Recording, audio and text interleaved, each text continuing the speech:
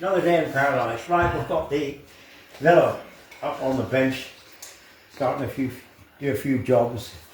Peter did a marvellous record of all the information, all its history, where it's come from, all the parts he's spent on it. That's gold dust, that is, that's the Bible. And apparently the engine had quite a bit of sprinting in its youth, winning quite, I think it did under 12 seconds on some of the speed sprints, which was good for its day. I've got to drop the front wheel out because if you look here, before Peter put it on a sidecar, it had a 21-inch front wheel in it, so we're going to swap that with Peter. I'll get it out now, I'll stick it in the post to him, and then he'll send me the 21-inch. But basically, very interesting how he got the alignment, because when you put two engines together, the drive is nowhere near in line with the clutch. He used a counter shaft from a speedway bike in here, so you can alter the alignment with a counter shaft, so you can get the alignment for the 4-speed Velocette gearbox and the Velocette clutch, of course. So there we go. We're going to have a look at these exhaust pipes too. I think it would look a lot better with twin exhaust pipes. So we'll drop the front wheel out and see how that comes out. Right, front cable out, so we'll get rid of that, so we'll drop that out there. That's the little stop for the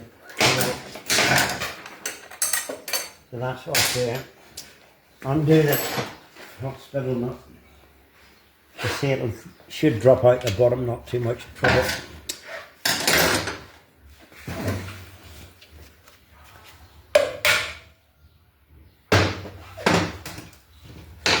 Come out now.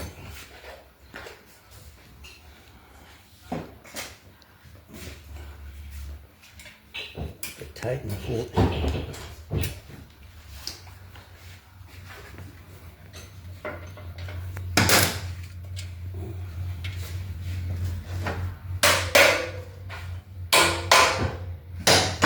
Tight in there for some reason.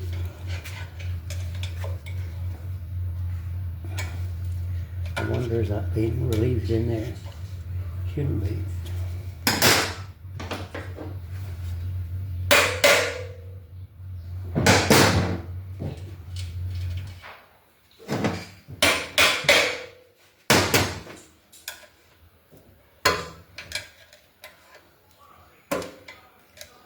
I think that spindle's got to come out.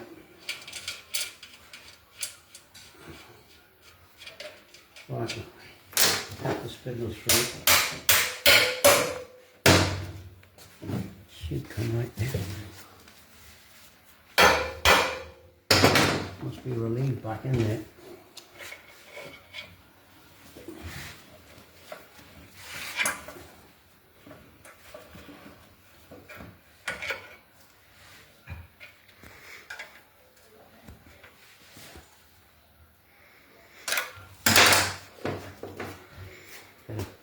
Gentle persuasion.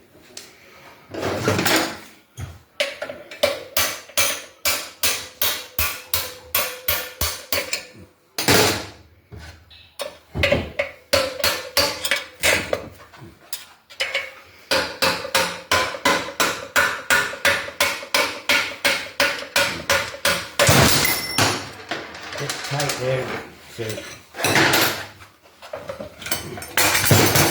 there we go. There's the brake, all nice new.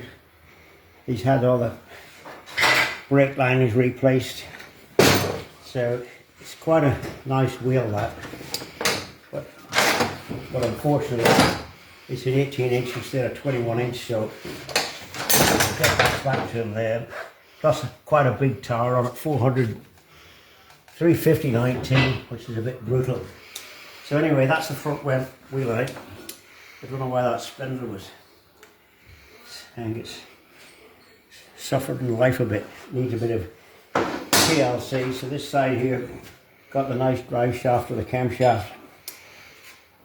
Extra Pilgrim oil pump. Besides the Velocette pump, it's got a Pilgrim pump on it, which is quite good. We've got the Delorto carburetors. That's the oil tap, so we want to switch her off. Those are both are off. Jim's put them off. So there we go. A bit of nice project. So we'll keep you up to speed with what's happening, and we'll probably have it ready for another road test quite soon. So while you're here, you might as well see this has just come back today. This is the Charles Douglas 1950 350 Works Charles Douglas from Bill McCoon, 7 miles straight. So there we go, all lovely powder coated up.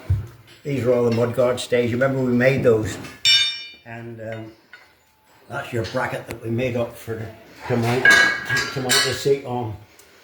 That's the sump shield, which is quite good shape. There wasn't too many rocks. I don't think it rode the Scottish. Then this is some of the zinc stuff. That's your spoke carrier, various spindles.